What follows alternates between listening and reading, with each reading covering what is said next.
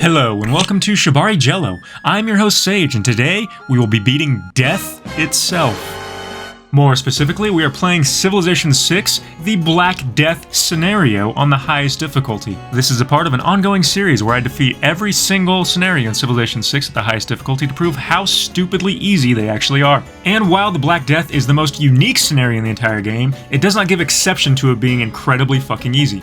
In this game, you must build up enough science or culture to make it out of this dark age. And while our people are suffering, starving, and dying from this plague, they will look to us for guidance. And being the great and noble leader that we are, we will set a righteous example for them. An example how to benefit off of their suffering. So why don't you grab yourself a drink, kick your feet up, and like this video, and watch as I show you how to cheat death and survive a plague.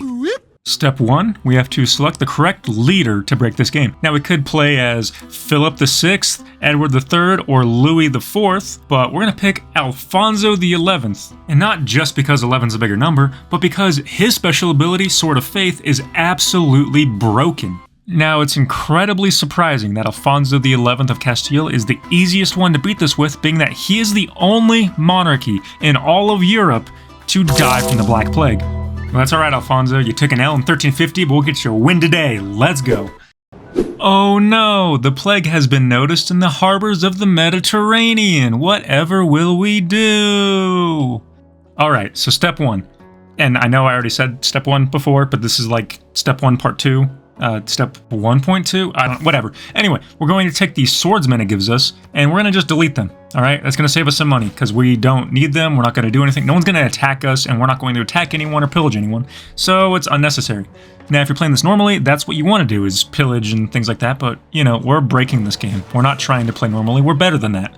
So, step 1, part 3, 1.3, is we're going to set up some holy sites, some holy districts. So we're just going to kind of fast forward, so you get a holy site, and you get a holy site, you get a holy site, you get a holy site. One more. Alright, cool, so we're set up with that. Now I know what you're thinking, but don't you need science and culture to win this game, not faith? And you would be correct. So step 1.4, yes, we are going to put down a couple theater squares as well.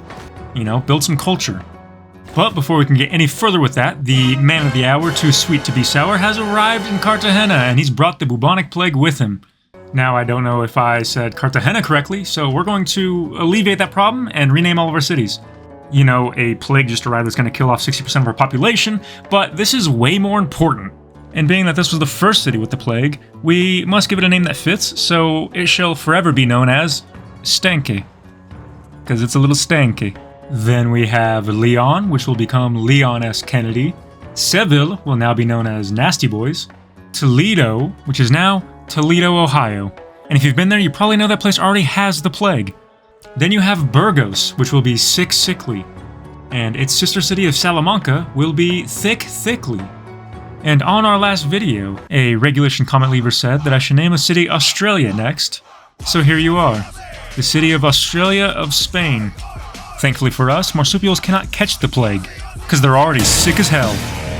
Now that we've rebranded our entire empire, the plague has made its way to Toledo, Ohio, and it has also reduced Stanky down to a population of 1. That took almost no time at all. Thankfully, it cannot, like, destroy the city, it can't take it beyond 1 to 0 or anything, but it does make it impossible to produce anything in the stricken cities. That's why it's so important on your first 10 turns or so to set up your culture and faith districts. Now that everything is named accordingly, we can move on to the next step, which is also the previous steps. Yes. Which is to continue producing as much culture and faith as possible before the plague spreads and overtakes all of our cities. Now, the reason we're going for culture instead of science is because we need the labor economy. More specifically, the public servants policy. That's how this exploit works, and that is how we're going to win the game. Now, one of the most unique things about the scenario is the choices it forces you to make periodically about how to handle the plague. So for our first choice, we must decide what will help us survive the plague the best. Now, either we can side with science and intelligence and get ourselves a scholar who will study the plague and help us find the best way to survive it and deal with it, or we can have a whippy boy who whips. Yeah, that's a pretty obvious choice. Definitely have to shame the sinner on this one. Oh, and would you look at that? The nobility flees. because if you're rich enough, you can just buy your way out of a pandemic.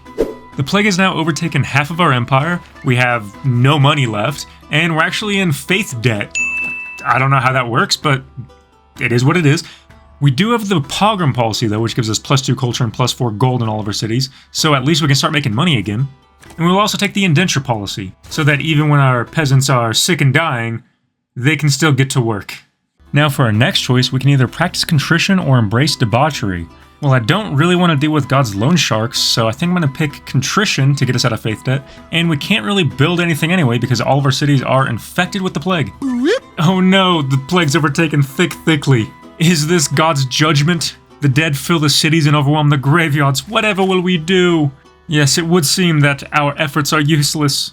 The plague even got Leon S. Kennedy. Is no one safe?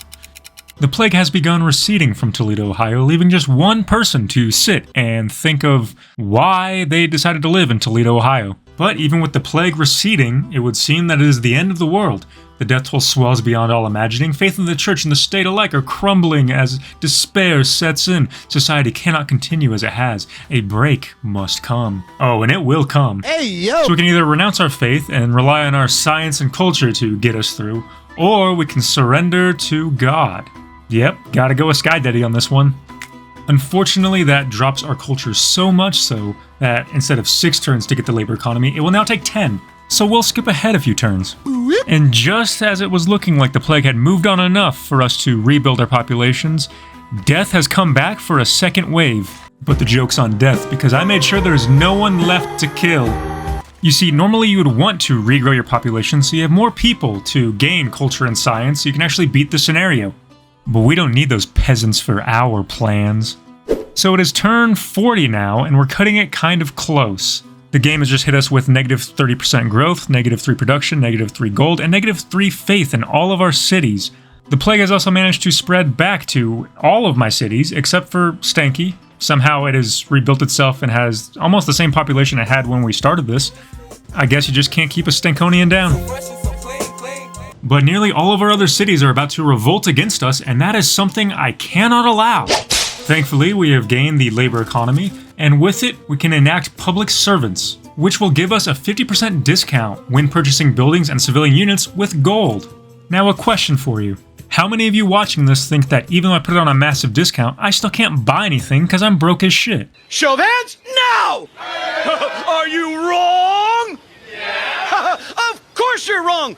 Even though it says it's a 50% discount on purchases with gold, that's not exactly what it does. It also gives you a discount on purchases made with faith. And now you're probably thinking, but you only have like 60 faith, what can you afford? There's like 4 or 5 units you can get. It's kind of useless. Are you sure about that? You're not wrong, but you're not right either. See, we can afford 1 flagellant, and that's all we need, because then we can use the Castile's special ability, Holy Fervor, to restore the unit's movement, so then we can use Purge Sins immediately, giving us 10 culture and 50 faith. Huh, that's interesting. We've actually gained 5 faith from doing that loop. Well, we couldn't possibly do that again to get 5 more faith, right? That would be just ridiculous, and... Oh, we can. Oh no. So at this point, we've completely broken the game, because normally it would cost you 70 faith to buy a flagellant, and then doing this whole loop would actually lose you 30 faith every time. So even though our cities are reduced to a singular population, we can make that population whip themselves until they have more faith than ever. But more importantly, think of all the culture that we are now producing off of our entire population whipping themselves. Are you a medieval peasant who's been forced to work through a pandemic while your king or lord has fucked off to the woods? Have you had to watch your friends, family, and everyone you know succumb to a plague that had the flesh literally melting off of their bones? Have your prayers gone unanswered to your priest or god of choice? Then I have the solution for you. Try beating your meat. You can beat your meat in public. You can beat your meat in private. You can beat your meat with your friends. You can even beat your friend's meat. Science would like you to think that it wouldn't work, but who needs science? We have none of that. So tell me who you would trust more. Some nerd who believes in science? Or this incredibly cultured whippy boy? Yes, just as I thought. Beat your meat today. It is turn 43 and we are holding the entire game hostage. See, the turn cannot advance until we decide to advance it. And we won't advance it until we are done. And we're only done once we have won this scenario.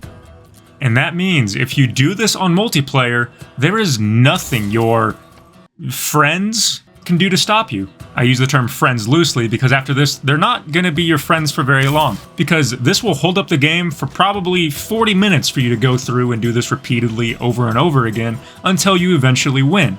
And there is nothing they can do other than sit there and watch or rage quit the game. Now we just have to continuously repeat this process until eventually I can end the game and get a win. That won't take very long or anything. Fuck. Alright, well, I guess while we're here, how about some fun facts about the plague? Not that there's anything fun about the plague, but let's give it a try.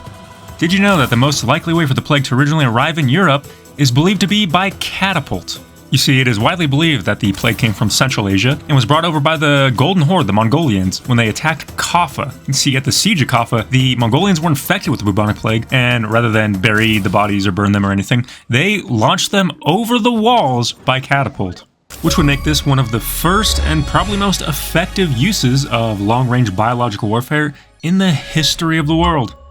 For our next fact, did you know that Poland largely avoided any impacts from the plague? Now, while there might be multiple factors to this, the most interesting theory is that right before the plague, Western Europe killed off a large amount of their cat population due to the Catholic Church thinking that cats had a direct tie to Satan and witchcraft, where Poland did not kill off their cat population. And being that the fleas that carried the plague like to live on rats, and rats were hunted by cats, Poland had less plague because they had more cats. Moral of the story, cats are dope. Did you know plague doctors' masks are shaped like bird beaks because the shape of the nose allows you to shove flowers and fruits into the tip of it so that you can smell nice things, because they used to think that the plague was spread by bad smells. And back then in the Middle Ages, everything smelled like a gas station porta potty, so I don't blame them. For the last one, the bubonic plague is the reason that we have the middle class as we know it today. You see, before the plague, Europe was a feudal society where either you were a lord or a serf. There wasn't a whole lot of in between. But after the plague, so many people had died, the majority of which were the bottom level laborers, that people had to actually pay those laborers, otherwise they wouldn't have anyone to work for them. Before the plague, it was high supply, low demand. After the plague, it was low supply, high demand. So being that the lords actually had to pay the people to work for them, it invented a whole new class structure. It also gave people a new perspective on life, and they found that they didn't want to just slave away for a lord to kind of get by and survive. They decided they want to be musicians and artists and craftsmen and things like that, which is why immediately following the plague, you had the boom of the Renaissance. Now, I don't claim to be a historian or anything like that, I just find it really interesting. So if I am wrong about any of these facts, please let me know down in the comments. I'd rather be correct and learn. Or if you have your own fun facts and want to add them, please leave them down below. Now, I could do another 20 minutes of fun facts about the plague in the Middle Ages, but that seems like an entirely different video, so I guess we'll just fast forward to Mr. Bean. Alright, so here we are. It's been 20 minutes of just clicking through, buying flagellants, using holy fervor, purging sins, and we're finally at the middle class. So we could just do one more flagellant to end the game, but you know, we're just gonna end the turn, and that'll get us enough to finish it, and we'll let Sean Bean praise us for surviving this plague. Oh shit, this scenario doesn't have a Bean speech. You have done the unthinkable. You have forged an indelible legacy that will stand the test of time, where you proved that the indomitable human spirit can never be crushed. Not quite as good as seeing Bean could do it, but at least something. Let's see how we did. So, since we never progressed past turn 43, we got the rank of flagellant, which, I mean, is accurate. But hey, a win's a win. And with that win, we have beaten 4 of the Deity scenarios in Civilization 6, meaning there's only 3 chances left for this game to prove that the Deity scenarios are not way too easy. Spoiler, they are. But make sure to subscribe so you can see those videos as they come out. But being there's only 3 left, let me know in the comments if you have any suggestions for other challenges or things you want to see me do in my weird style. But I've been Sage with ShibariJello. I hope Brendan Fraser is having a wonderful day, and I will see all of you next time. Or else.